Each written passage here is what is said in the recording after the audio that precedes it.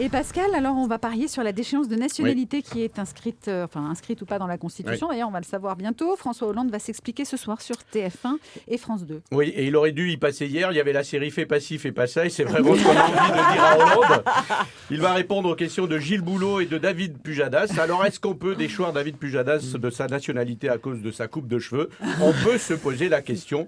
Surtout qu'on n'y comprend plus rien. Il y a ceux qui étaient contre la déchéance la semaine dernière qui sont pour aujourd'hui. Ceux qui étaient pour qui sont contre. Il y a ceux qui sont contre la double nationalité. D'autres qui sont pour la double nationalité. Tout le monde donne son avis. Nabila, sur les réseaux sociaux, s'est exprimée. Elle a dit qu'elle était pour une double, mais je crois qu'elle ne parlait pas de nationalité. Donc, logiquement, on parie sur un remaniement imminent dans le gouvernement. Absolument. Alors, sachez que Hollande va appeler Jean-Vincent Placé. Et oui, ça y est. Enfin, il va l'appeler pour lui demander le 06 d'Emmanuel Cos. Voilà, encore raté. Encore Placé, mais pas gagnant. Exactement. Jean-Vincent Placé, c'est le seul qui peut avoir plus rapidement au téléphone un conseiller SFR que le président de la République. Et c'est dur d'avoir un conseiller SFR. Alors, avec le départ de Laurent Fabius, il faut remanier. Il a été ministre des Affaires étrangères. On appelle ça aussi la diplomatie française. Donc, il faut le reconnaître, il a été plutôt bon. Il était présent pour relancer le dialogue entre la Russie et l'Ukraine. Il était présent pour le dialogue entre les Américains et l'Iran. Il était présent pour trouver le chemin du dialogue entre la coalition et la Syrie.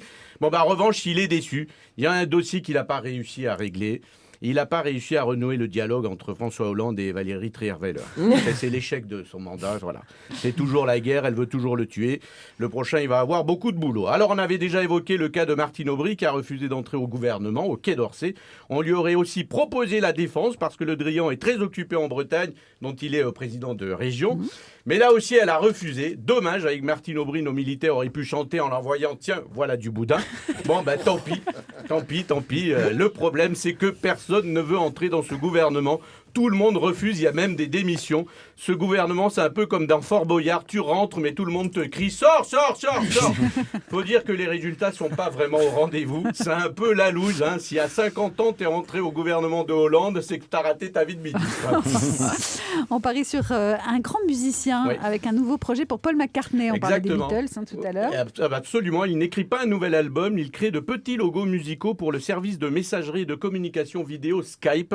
C'est tout à fait nouveau que nous sommes de plus en plus nombreux à utiliser. Alors, le but étant de créer des petits jingles qui traduisent une émotion, la joie, la colère, l'amour. Et ça n'a l'air de rien comme ça, mais d'après l'ex-Beatles, c'est très très difficile.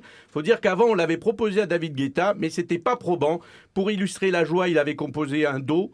Pour illustrer la tristesse, il avait composé un do. Pour illustrer l'amour, il avait composé un do. Mais oui. Pour David Guetta, une portée, c'est uniquement quand sa chaîne a des petits. C'est une blague de musicien, ça, évidemment. Alors, on l'avait proposé aussi à Vincent Delerme, mais là encore, ça n'a pas marché, puisqu'il n'est arrivé qu'à créer une seule émotion, la dépression. Merci Pascal. C'était les paris de Pascal avec Pascal Atenza.